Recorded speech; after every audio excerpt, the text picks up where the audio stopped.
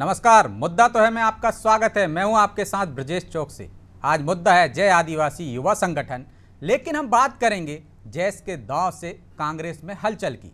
पिछले विधानसभा चुनाव में एक सीट से संतुष्ट हुए जैस ने इस बार 47 सीटों पर दावा ठोक दिया है। उसके इस दावे ने कांग्रेस को दुविधा में डाल दिया है। जैस के शीर्ष नेता हीरालाल अलावा ने कहा कि 74 विधानसभा सीटों पर हमारा दावा है, लेकिन कांग्रेस से गठबंधन हुआ तो हम 47 विधानसभा सीटों की मांग करेंगे। यानी जैस अनुसूचित जनजाति के लिए आरक्षित सभी 47 सीटों पर अपने प्रत्याशी उतारना चाहता है और गठबंधन होने की स्थिति में जैस आदिवासियों के प्रभाव वाली 74 सीटों पर उम्मीदवार उतारेगा। जैस के इस दाव ने कांग्रेस की मुश्किलें बढ़ा दी हैं, क्योंकि यह शर्त स्वीकारने पर कांग्रेस के आदिवासी नेताओं में असंतोष पनप सकता है और नहीं स्वीकारने पर अधिकांश सीटें हाथ से निकल सकती हैं। शायद यही वजह है कि कमलनाथ को कहना पड़ रहा है कि कांग्रेस और जैस का डीएनए एक है और जैस के जीतने वाले युवाओं को टिकट दिए जाएंगे। लेकिन सवाल यह है कि क्या कांग्रेस और जैस का गठबंधन हो पाएगा, और नहीं होता है तो क्या इसका फायदा बीजेपी को मिलेगा? क्या होगी जैस से निपटने की बीजेपी और कांग्रेस की रणनीति? इसी पर चर्चा करेंगे, लेकिन पहले देखिए हमारी एक खास रिपोर्ट।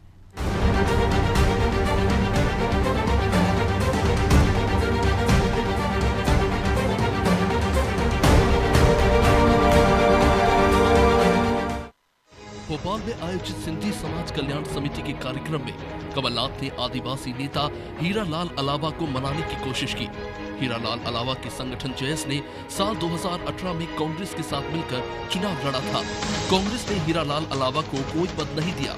उसी समय से वो कांग्रेस से खफा चल रहे थे। पिछले दिनों विधानसभा चुनाव के मद्देनजर हीरालाल अलावा ने 47 सीटों पर दावेदारी प्रस्तुत कर दी।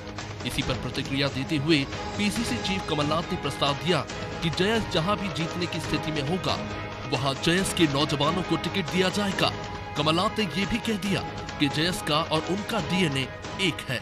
जयस का डीएनए कांग्रेस का है, यह हमें याद रखना। वो तो खुद कहते हैं हमें बीजेपी की मदद नहीं करनी, पर हमारे साथ न्याय हुए। मैं उनकी बात से सहमत हूँ। जहां वो जीत सकते हैं क्यों नहीं टिकट देंगे। भारतीय जनता पार्टी ने कांग्रेस की इस कवायद को खारिज कर दिया। भाजपा का कहना है कि कांग्रेस आदिवासियों के साथ छल करती आई है, इसलिए इस बार आदिवासी कांग्रेस का साथ नहीं देंगे। कांग्रेस जनजाति वर्ग में अपना जनाधार खो चुकी है, वो उनसे मिलकर लड़ना चाहते हैं। वैसे भी जैसे नगरपालिका नगर पंचायत में स्थिति बनी थी, इनको कैंडिडेट नहीं मिले थे, ऐसे इस बार कांग्रेस को मध्य प्रदेश में पूरे कैंडिडेट नहीं मिलेंगे। वो जैस जैसे संगठन जो होंगे छोटे छोटे, उनको ही तलाशेंगे। कांग्रेस और भाजपा दोनों ही दल आदिवासी सीटों पर विशेष फोकस कर रहे हैं। आदिवासियों के लिए 43 सीटें आरक्षित हैं और 74 सीटों पर इनका प्रभाव है। हीरालाल अलावा जैसे नेता भले ही बड़ी संख्या में सीट ना जीते, लेकिन किसी भी राजनीतिक दल का खेल बिगाड़ सकते हैं। पिछली बार हीरालाल अलावा कांग्रेस के साथ थे और जय आदिवासी युवा संगठन भी कांग्रेस की तरफ झुका हुआ था। यही कारण है कि कांग्रेस को ज्यादा आदिवासी सीटें मिली। इस बार हर हाल में जीतने का प्रयास कर रही कांग्रेस के लिए आदिवासी सीटों पर कोई न कोई रास्ता निकालना जरूरी हो गया है। ब्यूरो रिपोर्ट, अनादि टीवी।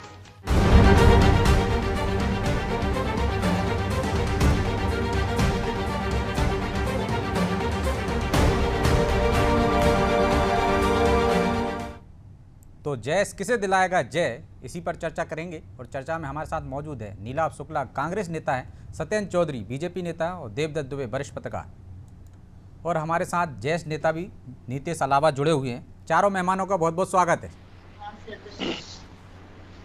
नीतीश जी, शुरुआत आपसे ही करते हैं। जैस कह रही है कि हमें 47 सीटों पर उम्मीदवार चाहिए, और कमलनाथ जी कह रहे हैं कि डीएनए जैस का और कांग्रेस का एक जैसा है, मतलब एक ही डीएनए है। जो आरोप बीजेपी लगाती रही है कि बी टीम है कांग्रेस की जैस संगठन, उसको पुख्ता कर दिया कमलनाथ जी के बयान पर। क्या गठबंधन करेंगे, और यदि 47 सीटें नहीं मिलती हैं तो बीजेपी के साथ भी जा सकते हैं? देखिए, सबसे पहली बात तो वो जो जिस डीएनए की बात कर रहे हैं उसका आविष्कार लगभग मेरे हिसाब से 1.5-2 साल ही हुआ है। लेकिन जो आदिवासी है इस देश में, जो मूल निवासी है, वो 10,000 साल पुराने हैं। उनका इतिहास है, वो आज भी प्रकृति के बीच में अपने को जिंदा रख के पर्यावरण संतुलन बना के जीवित है और पर्यावरण को बना के रखे हैं। अब वो किस हिसाब से उनका डीएनए मैच हो रहा वो तो वही जाने, उनका बयान ही जाने। दूसरा ये, जहां तक राजनीतिक बात है कि हम 47 सीट पे लड़े या 73 पे 75 सीट पे हमारा जो प्रभाव है उस पर हमारे कैंडिडेट उतर सकते हैं। मेरा सीधा कहना है हमारे सारे लोग ही चुनाव लड़ने के लिए तैयार नहीं। ये गलत बात है कि हमारे 75 कैंडिडेट तैयार है, 43 कैंडिडेट भी तैयार है। हम सामाजिक स्तर पर काम कर रहे हैं। जयस गैर राजनीतिक संगठन है, एक विचारधारा है जिसमें अधिकारी, कर्मचारी, बेरोजगार युवा, मजदूर, किसान सभी जुड़ा हुआ है। ये अलग बात है कि 2018 में एक नैतिक समर्थन मिला था, काफी समय हो चला था, तो उसका फायदा कांग्रेस को मिला। इसका मतलब ये नहीं है कि उसका डीएनए बदल गया या फिर उसकी विचारधारा बदल गई। जयस जैसा था स्टैंड वैसा ही है। आज भी हम समाज के लिए लड़ रहे हैं और समाज के लिए संघर्ष कर रहे हैं। कुछ लोगों को गलतफहमी जरूर हो गई है जो कांग्रेस का दुपट्टा डाल के या बीजेपी का दुपट्टा डाल के पार्टी विशेष के लिए काम कर रहे हैं और वो बोल रहे हैं कि हम जयस के। देखो, एक बार पद मिलता है, पद चला जाता है, लेकिन व्यक्ति की विचारधारा आजीवन रहती है। तो विधायक 5 साल के लिए होता है, हम उसको नहीं मानते। यदि किसी पार्टी से गठबंधन करते हैं तो वो उनका, आपके संगठन से ही आवाजें उठने लगी हैं। आनंद राय जयस का सपोर्ट करते हैं, वो कहते हैं हीरालाल अलावा तो आजकल सत्ता सुख भोग रहे हैं, आदिवासियों की उनको चिंता नहीं है। वो कहते हैं कि उनकी शादी में तो सीएम नाच रहे हैं, उनका झुकाव बीजेपी की तरफ है। तो दरवाजे सबके खुले हैं आपके लिए? नहीं, आपने खोल रखे अपने दरवाजे सबके लिए? देखो सुनिए, आदिवासियों के लिए दरवाजे भले कोई सी भी सरकार खोल ले, कोई सा भी राजनीतिक दल खोल ले, लेकिन उसके विकास के दरवाजे ये लोग आजादी के बाद से, संविधान लागू होने के बाद से 1949 से नहीं खोल पाए। अभी क्या खोल पाएंगे? आप बताइए ना। तो आदिवासियों को तो विकल्प चाहिए, लेकिन विकल्प देगा कौन? सवाल ये है। जिनको हम लोग नेता मानते हैं, जिनको राष्ट्रीय स्तर पर या प्रदेश स्तर पर प्रचारित करते हैं, वो अक्सर किसी पार्टी की गोद में जाकर बैठ जाते हैं। ये बड़ी विडंबना है इस आदिवासी समाज की। तो ये तो आपको विचार करना चाहिए ना कि हीरालाल अलावा क्यों चले गए कांग्रेस में? तो हमसे थोड़ी पूछ के गए, पूरे समाज से थोड़ी पूछ के गए। उनको लगा टिकट एक मिल गया, वो चले गए। हम लोग उस चीज का समर्थन थोड़ी करते। यदि ऐसा होता तो वो यदि निर्विरोध लड़ते, निर्दलीय तो इस लड़ते। बार ऐसा नहीं होगा, कोई बड़ा नेता टूट कर नहीं जाएगा, बल्कि संगठन के लिए लड़ेंगे या संगठन से किनारा हो जाएगा? जाता है स्वतंत्र रूप से, जिसको राजनीतिक महत्वाकांक्षा है, तो वो आदमी समाज का नहीं रह जाएगा। मैं आपको बोलता हूँ, नीतीश अलावा बोल रहा हूँ मैं, कि यदि कोई जयस के बैनर तले चुनाव लड़ने के लिए कांग्रेस या बीजेपी से टिकट लाता है तो हम उसके विरुद्ध निर्दलीय कैंडिडेट उतार देंगे, सिर्फ प्योर सामाजिक कार्यकर्ता को निर्दलीय उतार देंगे आपके खिलाफ। नीलाभ जी बीजेपी के खिलाफ भी उतारेंगे, लेकिन कह रहे 70 साल में कोई सुनवाई नहीं हुई। ये बात तो हीरालाल अलावा भी कह रहे थे, 70 साल से आदिवासियों के साथ बेईमानी हो रही है। 5 साल में 5 साल से तो विधायक है, बहुमत होने के बाद भी शिवभानु सिंह सोलंकी को सीएम नहीं बनने दिया था। ये बात हीरालाल अलावा ने भी कही है, नीतीश जी भी कह रहे हैं जी। और आप कह रहे हैं डीएनए एक ही है। नीलाभ जी ठीक है, आऊंगा नीतीश जी आपके पास। मैं समझता हूं कि आदिवासी के उत्थान, जितने कांग्रेस ने आजादी के बाद कार्य किए, मेरे ख्याल उसमें किसी ने भी नहीं गए। आदिवासियों का डीएनए कांग्रेस से जुड़ा हुआ है। देखिए, भारतीय जनता पार्टी को तो टंट्या मामा कब याद आया? इन्हीं आदिवासी ने के बहुल क्षेत्र हम जीते तो कांग्रेस की सरकार बनी थी। आदिवासी वोट बैंक भाजपा से खिसक चुका था, क्योंकि भाजपा को भ्रमित कर रही थी, गुमराह कर रही थी, लॉलीपॉप दे जा रही थी। लेकिन आदिवासी बोले जरूर है, लेकिन समझते हैं इस चीज को। तो वो भाजपा के जन से बाहर निकले, कांग्रेस के साथ है, तभी तो सरकार बनी थी। भाजपा के खेमे में इसके पास एक घबराहट थी। तो अब जो मामा जी को टंट्या मामा याद आए, आदिवासी सम्मेलन करवाया, आदिवासी को लुभाने के जितने भी कार्यक्रम होते हैं वो सब भाजपा ने भी शुरू कर दिए। किसी तरह को वापस लॉलीपॉप झुंझुना दिया जाए और वापस उनको अपनी पार्टी में लिया जाए। लेकिन सीधी सी बात है, आदिवासियों का डीएनए कांग्रेस से आजादी के साथ जुड़ा, क्योंकि इन्हीं आदिवासी संगठनों ने भी कांग्रेस के साथ स्वतंत्रता संग्राम में भी योगदान दिया था। तो तब से वो तो कह रहे हैं कि याद ही नहीं किया आपने। कम से कम उन्होंने याद तो किया टंट्या मामा को, इससे पहले आप ही याद करते रहते तो उनको ये जरूरत ही नहीं पड़ती। ये बिल्कुल गलत है। ये शुद्ध रूप से नेतागिरी वाली बातें कर रहे हैं। ऐसा नहीं है, कांग्रेस के साथ आदिवासी सदियों से जुड़ा है। जब से देश आजाद हुआ, देश की आजादी के पहले से भी क्रांतिकारियों के साथ जुड़े हैं आदिवासी, जो देश की आजादी के समय से कांग्रेस के साथ। तो कांग्रेस ने आदिवासी इतने काम किए जिसकी सीमा नहीं है। भारतीय जनता पार्टी ये तो हो सकता है वो जागरूक हो गए, इसलिए तो दोनों दलों ने उनकी चिंता करना शुरू कर दी, उनके मुद्दों पे बात करना शुरू कर दी। अलावा तो कह रहे हैं कि 70 साल से बेईमानी हो रही थी उनके साथ, बहुमत होने के बावजूद शिवभानु सिंह सोलंकी को सीएम नहीं बनने दिया। इन्हीं आदिवासियों ने हमें 2018 में पूरा समर्थन दिया और हमारी सरकार बनी। हमारी सरकार तो गिराई गई। तो आदिवासी पहले भी हमारे साथ था, आगे भी हमारे साथ रहेगा। तो आदिवासी और कांग्रेस का तो एक साथ चोली दामन का साथ है, आपसी गठजोड़ है। तो 47 सीटें मांग रहे हैं, वो दे देंगे आप? आपके आदिवासी नेता कहाँ जाएंगे? देखिए, जो योग्य होंगे निश्चित रूप से दिया जाएगा। कमलनाथ जी ने कहा पिछली बार एक ही योग्य था जैस संगठन में। योग्य होगा जो जीतने का भी लोग। नीतीश जी, पिछली बार ये एक ही व्यक्ति था आपके संगठन में, जितने योग्य होंगे उनको टिकट दे देंगे। ये कमलनाथ जी भी कह रहे हैं, जीतने वाले होंगे तो दे देंगे टिकट। डिमांड तो मतलब योग्यता अभी आपकी परखी जानी है, उस पैमाने पर खरे उतरेंगे तो मिलेगा टिकट। हीरा लावा ने 47 की डिमांड की थी, आपने क्या एक लॉलीपॉप पकड़ा दिया, झुंझुना पकड़ा दिया, मिला क्या समाज को? एक नेता जिसको मंत्री भी नहीं बना पाया आप आदिवासी के नाम पर, तो भविष्य में क्यों जाएगा? आप बोल रहे हो कि आजादी के बाद हम लोग आपके साथ में थे, मैं मानता हूँ, चलो ठीक है, क्योंकि उस समय अन्य राजनीतिक दल नहीं था, वो इंदिरा गांधी का चेहरा था, राजीव गांधी का चेहरा था, जिसको देख के आदिवासी आपसे जुड़ा था। आज आपके पास कोई चेहरा ही नहीं है सर, जिसके चेहरा नहीं है, बड़ा सवाल है ये नीलाभ जी। अब आपके पास ऐसा चेहरा नहीं है जिसको देखकर आपसे आदिवासी जुड़ सकें। जल्दी जवाब दीजिए, फिर मैं सत्येंद्र जी के पास जाऊंगा। हो गई है, अब सवाल करना चाहेंगे लोग, क्यों जुड़े? आपके पास चेहरा नहीं है। देखिए, ये तो इनकी बात का मुझे समझ में नहीं आ रहा, आज कांग्रेस का चेहरा क्यों नहीं है? आज राहुल जी की पदयात्रा पे पूरे भाजपा के में घबराहट है, बोखलाहट है, ये चेहरा नहीं है। इसमें कहा ठीक। सत्येंद्र जी, क्या जो मनमुटाव चल रहा है जैस का और कांग्रेस का, उसका फायदा आपको मिलेगा? या जैस को डोरे आप भी डाल रहे हैं, सीएम नाच रहे हैं उनकी शादी में, अलावा की शादी में, तो इस बार आपने भी दरवाजे खोल दिए, आ जाइए? या आज भी भाई वैसे ही मानते हैं बी टीम है कांग्रेस की और आपस में लड़ा के कुछ फायदा उठाना चाहते हैं?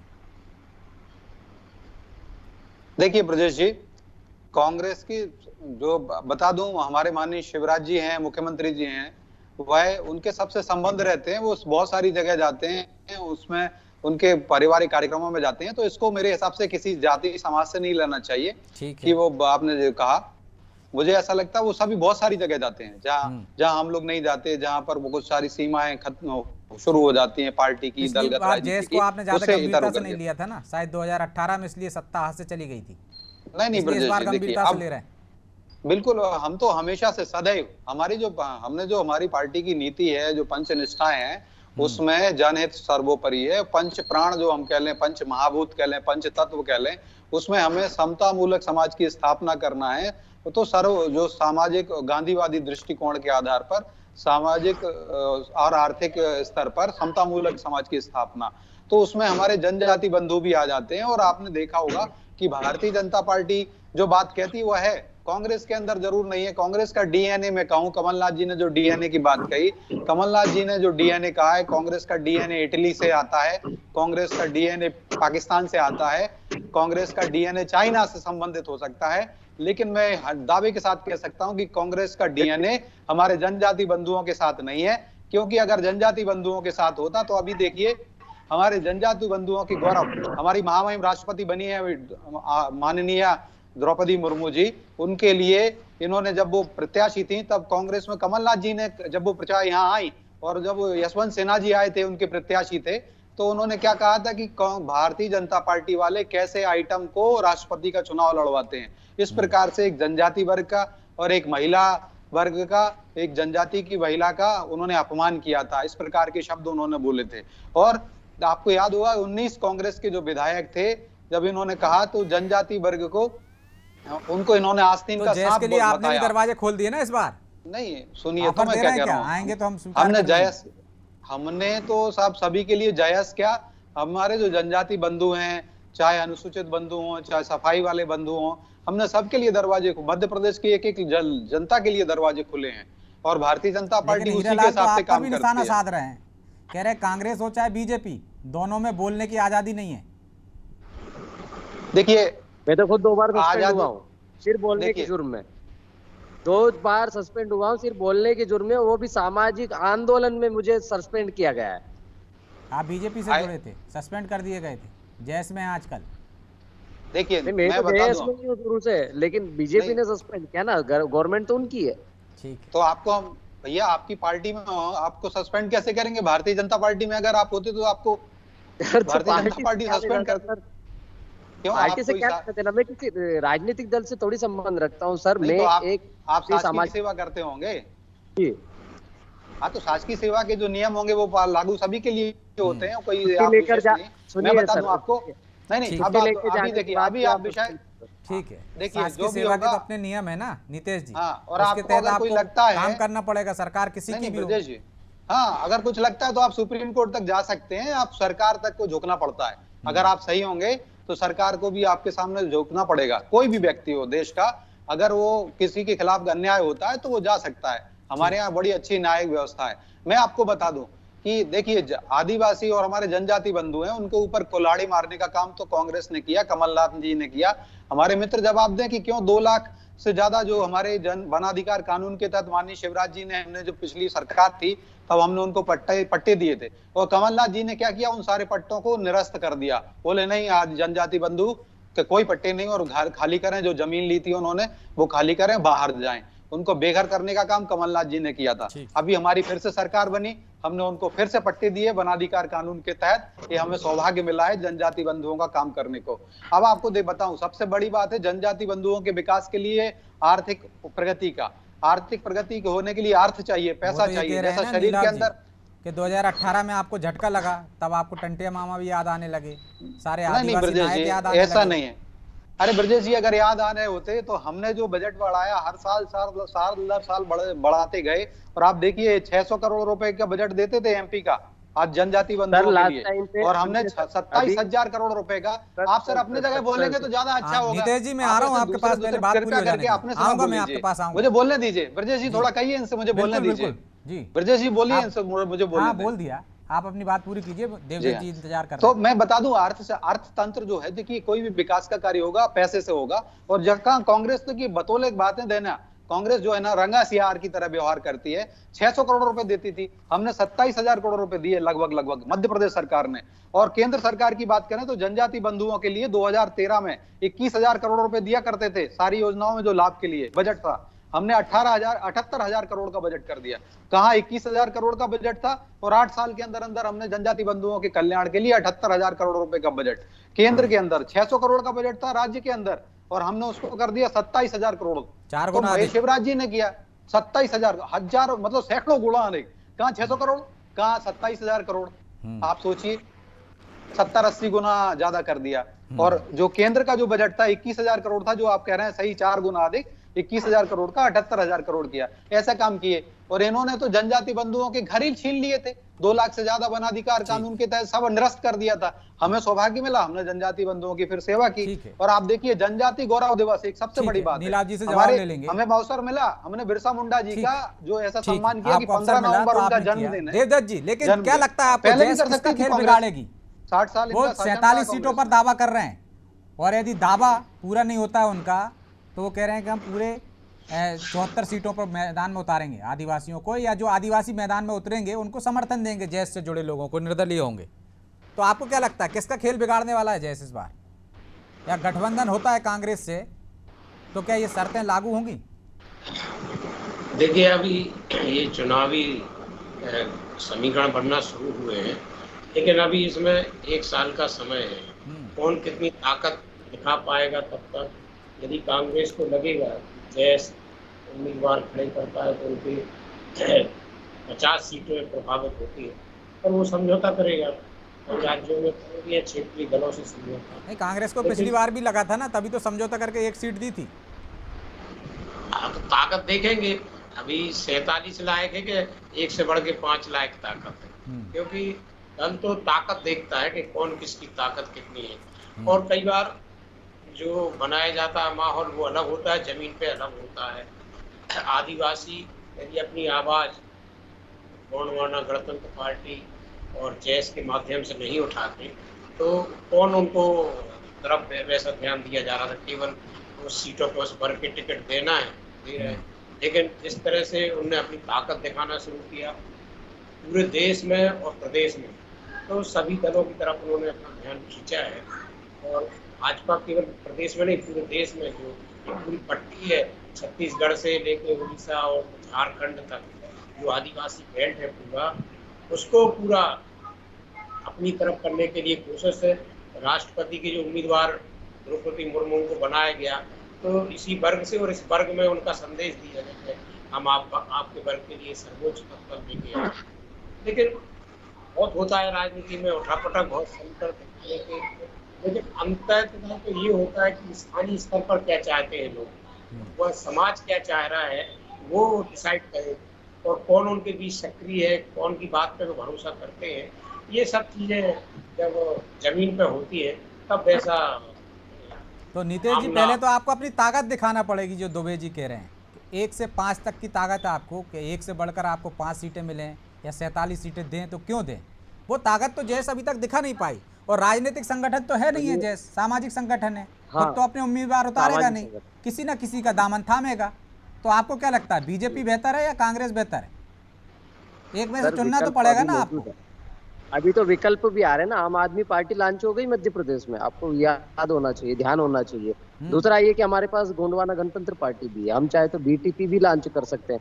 लेकिन असल में क्या है, हमारा जो ट्राइबल क्षेत्र होता है वो हमेशा से कांग्रेस या बीजेपी के फेवर में रहता है, क्योंकि शिक्षा का स्तर बहुत कम है। अभी भाई साहब बोल रहे थे कि हमने ट्राइबल सब प्लान का जो पैसा है 275 वाला, हमने हमेशा बढ़ा के दिया है कांग्रेस शासन काल से। चलो मैं मानता हूँ उस चीज को, लेकिन आपको पता होना चाहिए जुलाई 4 गुना बढ़ा है। जुलाई में जी, तो जुलाई में केंद्र का बताया उन्होंने, मध्य प्रदेश का तो कई गुना ज्यादा बढ़ा। हाँ, तो केंद्र सरकार जो दे रही है 275 के अंतर्गत, तो वही पैसा लेप्स भी हुआ है। जिम्मेदारी किसकी थी? जनप्रतिनिधि की थी, गवर्नमेंट आपकी थी, आपके अधिकारी कर्मचारी थे। लेकिन हम लोग जो आवाज उठा रहे हैं, मैं जैसे अभी छुट्टी लेके गया था, मुझे वापस आपने निलंबित कर दिया। साल भर पहले भी किया था, बाई इलेक्शन में मेरा नाम चला था आपके, तब भी मैं आया था, मेरा नाम फ्रंट पे चल रहा था। आप तो समाज की बात कीजिए ना, कि समाज के लिए किस पार्टी ने कितना ज्यादा दिया। बता रहा हूँ, तो मैं बता रहा हूँ ना, लेप्स भी तो हो रहा है। वो कहाँ जा रहा है पैसा? भैया आपके अधिकारी कर्मचारी है, आपके जो जनप्रतिनिधि है, इस चीज को, उस ड्यूटी को समझ ही नहीं पा रहे हैं। आप तो पैसा लेप्स कर रहे हैं। एक में तो आपको ज्यादा मिल रहा है, उसमें से चलिए कुछ लैप्स हो रहा है, लेकिन एक में तो बहुत कम मिल रहा है। चलो ठीक है, हम मान लेते हैं बहुत ज्यादा दिया आपने। हमारे यहाँ आप एक बार आइए, मैं ले जाता हूँ आपको। आज भी पुलिया नहीं है, आज भी स्कूल नहीं है, आज भी बहुत सारी जगह ऐसी है, रोड नहीं है। तो इसके लिए किसको जिम्मेदार मानते हैं? वही तो मैं आपसे कह रहा हूँ।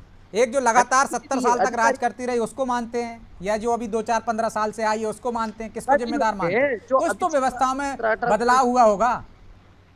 यदि दोनों दलों में से हम आपको कहें कि पहले नंबर पे आपकी भला किसने किया, दूसरे नंबर पे किसने किया, तो किसको देंगे पहला अंक? चलिए आप ही बता दीजिए, ये इससे बेहतर है। जवाब देता हूँ, आरक्षण और बाकी आदिवासियों के शोषण के मामले में यदि बोलता हूं मैं कि किसी ने हमारा नुकसान नहीं किया तो वो कांग्रेस है। लेकिन यदि उन्नति के मामले में बात आती है तो फिर बीजेपी को पॉइंट मिलेगा, क्योंकि उन लोगों ने कुछ हद तक काम किया है जो कांग्रेस ने नहीं किया है। तो इसलिए नए लड़कों का रुझान कहीं ना कहीं बीजेपी की तरफ हुआ, ऐसा नहीं कि नहीं हुआ। लेकिन इनका जो रवैया आज भी ट्राइबल क्षेत्र में देख लो, जो अधिकारी कर्मचारी या बेरोजगार युवा भटक रहा है, आंदोलन कर रहा है, उनके ऊपर कायमी हो रही है, जिला बदर हो रहा है, दुनिया भर के केसेस तोपे जा रहे हैं। तो आपकी सरकार है, ठीक है। आपको तो नीलाल जी, युवाओं का झुकाव बीजेपी की तरफ ज्यादा दिख रहा है। आपके समय में नीतीश जी कह रहे हैं कि अपराध कम होते थे, अत्याचार कम होते थे, लेकिन विकास तो बीजेपी की समय में ज्यादा हुआ है आपकी तुलना में। देखिए, नीतीश जी को जानकारी नहीं है इस चीज की। भारतीय जनता पार्टी के शासन में जितने ज्यादा अत्याचार आदिवासियों पे उतने कहीं भी नहीं हुए। नहीं, एनसीआरबी रिपोर्ट देखिए, मैंने ऐसा नहीं है, वो हम लोग खुद ही आंदोलन कर रहे हैं। मेरी फेसबुक वाल पोस्ट पढ़िए आप, मैं लिखता हूँ उसमें। पुरुषों पे अत्याचार हुए, आदिवासी सबसे अत्याचारी हुए भारतीय जनता पार्टी के शासनकाल में। कांग्रेस के शासनकाल में तो इनका का विकास हुआ, सुरक्षित थे। तो अब देखिए, एक बात होती है काम करना और एक होती है लुभाना। लेकिन ये तो आदिवासी समाज माने ना कि आपके शासनकाल में ज्यादा विकास हुए। एक चीज होती है काम करना और एक चीज होती है लुभाना। तो भारतीय जनता पार्टी आदिवासी को लुभा रही है, गौरव दिवस बना रही है, गाड़ियों में भर भर के ले गए उन्हें ये भी नहीं पता हमें क्यों ले जाया जा रहा है। और वहां ले जाके भोपाल में जब कार्यक्रम खत्म हुआ तो बेचारे वापस अलग अलग साधनों से परेशान होते रहे आदिवासी, छोड़ दिया। सत्येंद्र जी, समय नहीं है, आप लोग लुभा रहे हैं, लेकिन एक बात तो निकल कर आई है कि आपके समय में काम ज्यादा हुए हैं, लेकिन आप अत्याचार नहीं रोक पाए, अपराध बढ़े हैं। देखिए बिल्कुल ब्रजेश जी, मैं बता दूं, सर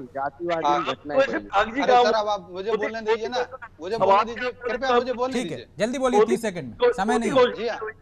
फर्जी घोषणाएं हुई है। मुझे बोलने दीजिए, आपने पट्टे की बात, भैया शांत अरे रहिए, नीरव शांत जी, बोलने रहिए। दीजिए प्लीज, वो पट्टे जवाब आ जाने दीजिए, समय नहीं है मेरे पास। उसमें बहने फर्जीवाड़ा हुआ था, आदिवासियों के नाम पे फर्जीवाड़ा किया गया था, भ्रष्टाचार किया गया था। माफी चाहता हूं मैं सत्येंद्र जी, आपकी बात नहीं आ पाई क्योंकि समय इसकी इजाजत नहीं देता, इसलिए चर्चा को यहीं विराम देंगे। आप चारों मेहमानों का बहुत बहुत धन्यवाद। तो जय सब किसके साथ होंगे, आदिवासी किसको अपना मत देंगे और किसको अपना विकास का अगुवाई समझेंगे कि वो विकास कर रहा है उनके। एक बात तो साफ निकल कर आई है कि अभी दूर की कौड़ी है, साल भर है, जय इसको अपनी ताकत दिखाना पड़ेगी, तब जाकर कहीं उसका गठबंधन हो पाएगा।